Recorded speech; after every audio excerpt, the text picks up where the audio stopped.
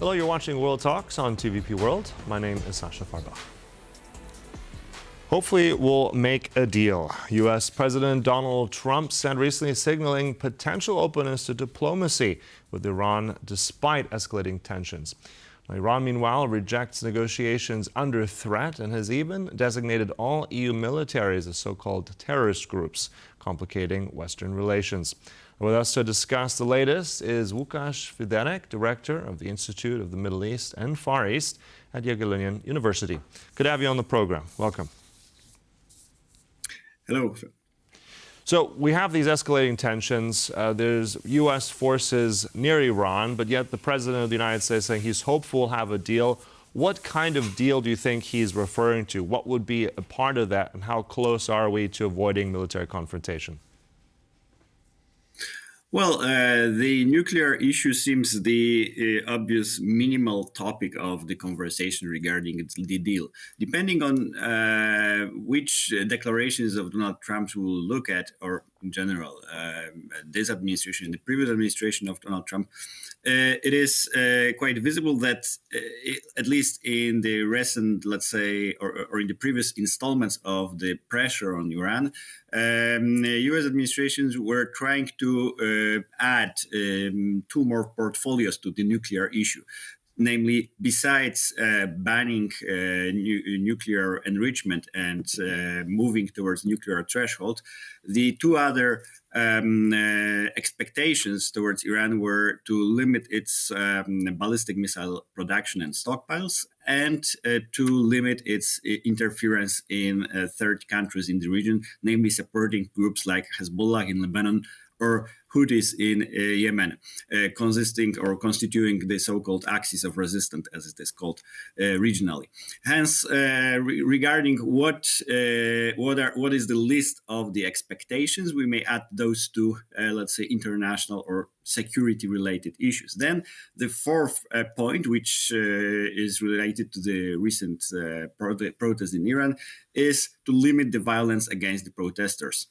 So those may be the topics of the conversation, yet we don't know exactly if the negotiations are happening behind the closed doors and with the help of third parties. There are some indicators that they are indeed ongoing. We had a very brief visit of Qatari Prime Minister in Tehran. Probably he came there to convey some message. We know that also the Egyptians are pretty active in communicating with both Iranians and Americans, and probably Israelis as well. So these are the things which are happening somehow under the radar, but it is clearly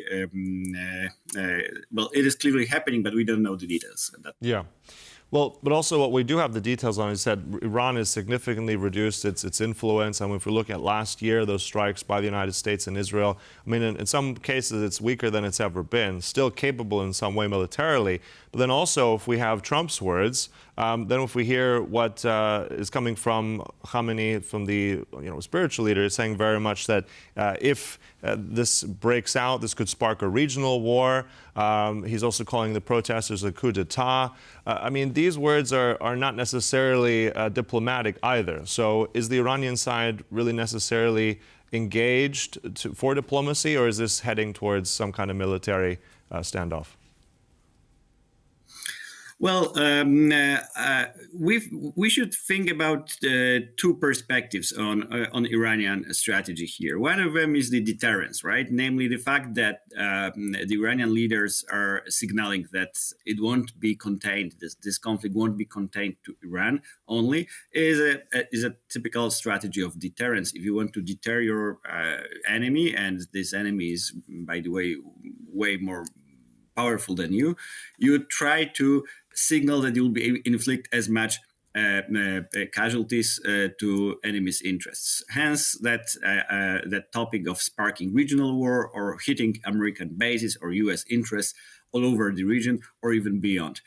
Also, what is certainly signaled here is the fact that Iran will retaliate also against Israel. There are also some scenarios in which Iran will not exactly retaliate, but seeing that the attack is coming, it may attack preemptively. It is not highly probable scenario, but certainly it is something which you cannot exclude here. Now, the second part, or the other angle on looking at the Iranian leadership and its communications towards the U.S. and the current crisis is that we need to remember that this is a very different regime than, let's say, Venezuelan or Syrian regime of Bashar al-Assad. This is a deeply ideological regime, having and being put to power through the revolution, and later on surviving a very brutal Iraq-Iran war, which lasted for 8 years, and it was the most brutal or most heavy casualties creating war in the Middle East. So this regime is entrenched and it's ideological. Namely, those people see or perceive Donald Trump in particular, but USA in general and its allies as evil, as something morally corrupt. So entering into negotiations with that absolute or ultimate evil is something which is very difficult for those people. Hence, the pragmatism of that regime regarding the negotiations will be probably limited.